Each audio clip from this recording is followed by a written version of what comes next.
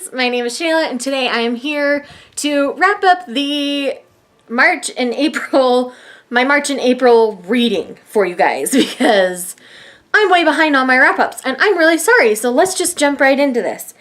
I don't have a ton. I've only read 30 books so far this year, so with work and travel and some things that have been going on, I haven't been able to read quite as much lately, but I am getting back into the swing of things and should be getting a lot more finished for you, and you will see a lot more reviews coming forthwith. So let's just dig right into this.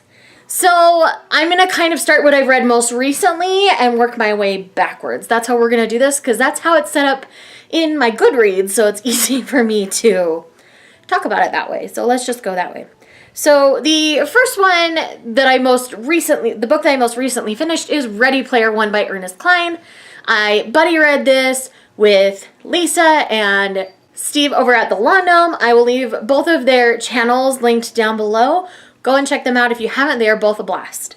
And we all seemed to really kind of enjoy it. But was it the best book we've ever read? No. I ended up with about a 4 stars. My enjoyment level was really, really high with it, with all the 80s references and all the fun. The villain was really pretty good, but a lot of your main characters are just kind of vanilla and blah, and I wanted more from them. Maybe that's just me asking too much, but I do think that there was room for improvement and growth there. I hope we get a little more of that in the movie coming out next year, and if you guys would like to see my full thoughts with a review on Ready Player One, let me know down below. The next one I finished most recently was also another buddy read, and that was And I Darken by Kirsten White. I buddy read this with April Sarah in the month of April. We both kind of felt the same about it, where we knew it was going to be dark. We weren't quite prepared for how dark it was. And we're just kind of, we have lots of thoughts, but putting them together in a way that I can share them with you is somewhat difficult. I love the relationship that she has with her brother.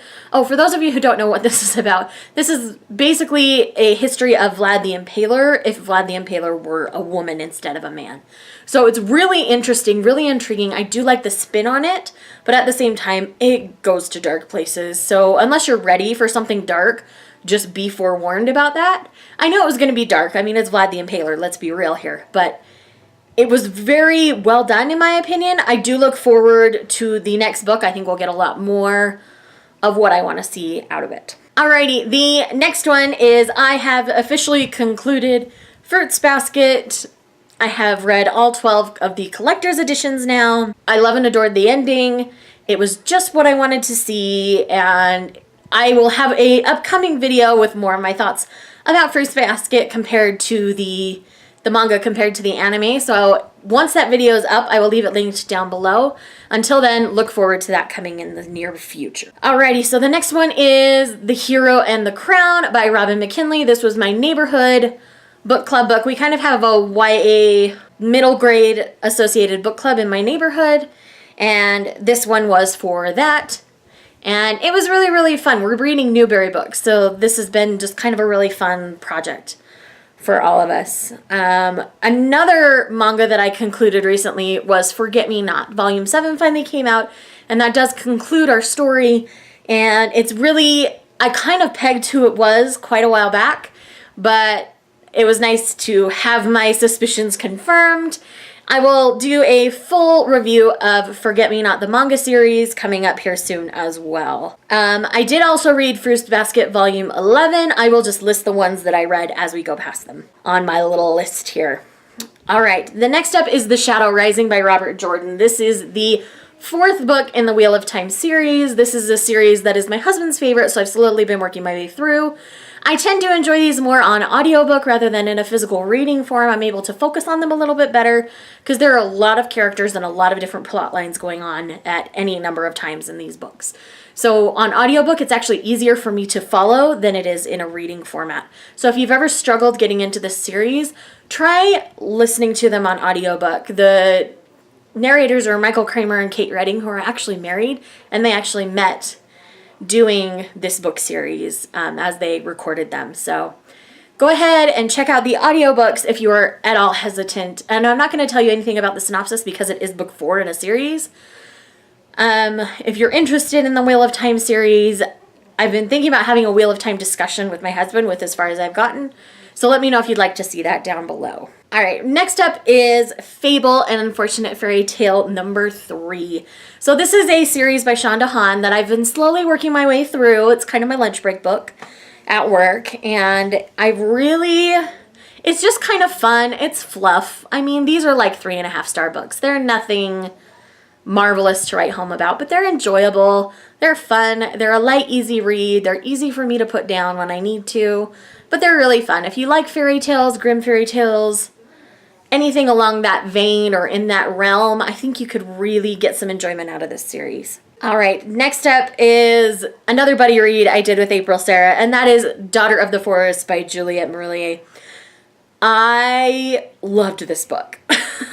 This book was amazingly written. It is gut-wrenching. Oh, my poor heart. My poor heart. Oh, Sorsha in this series, I just love and adore her. She is one amazing girl, and I can't wait to continue on with this series and learn a little bit more. So thank you, April, for introducing me to one of your favorite books. I have really enjoyed it, and I do plan on continuing on soon. So if you feel like rereading more of the series, let's buddy read it. Alrighty, next up is another one from my neighborhood book club that we did, because we've done 2 months, so there were 2 books. And that was Crisscross by Lynn Ray Perkins. This is very much a slice of life, coming of age style story. And it was enjoyable. It was well written. I wanted a little bit more from our characters. For a slice of life, I don't feel like there was quite enough character development. And I needed a tiny bit more plot. Slice of lives aren't supposed to have a ton of plot, but I just needed a little more guidance in the story. But other than that, I did really enjoy it. That was, again, another 3.5 stars just because I needed more from it. And then last but not least on this list is The Book Jumper by Matilda Glasser. I believe I've done a review of this book, so I will leave that linked down below for you. But The Book Jumper is about, and it follows into some of those tropes, but it is a translated work. It is a German book that has been translated into English. Matilda Glasser is German. And this is a story about a girl who, her mom doesn't really talk to her family at all. Things have been bad at home, so they run away to where her mom grew up, which is this remote island in the middle of nowhere. And she learns that she has the ability to jump into books. And the job of the book jumpers are to maintain the integrity of stories. But what happens is one of the main characters in one of the books ends up jumping out of the book into the world that they live in and dying, and what that does to the book world. And there's a lot more to it than that, obviously, but that's a very basic synopsis. I will leave the review linked down below. And I really enjoyed this work of translated fiction. I thought it was very well written, and whoever the translator was a genius. Everything translated across really easy, nothing was choppy. So whoever translated it for her did a fantastic job. So I was really impressed with that. Anyways, guys, that's kind of what I've read through the months of March and April. Let me know what you guys have been reading recently down in the comments below. And let me know if you've read any of these books. I'd love to talk about them with you. Have an awesome night. Bye.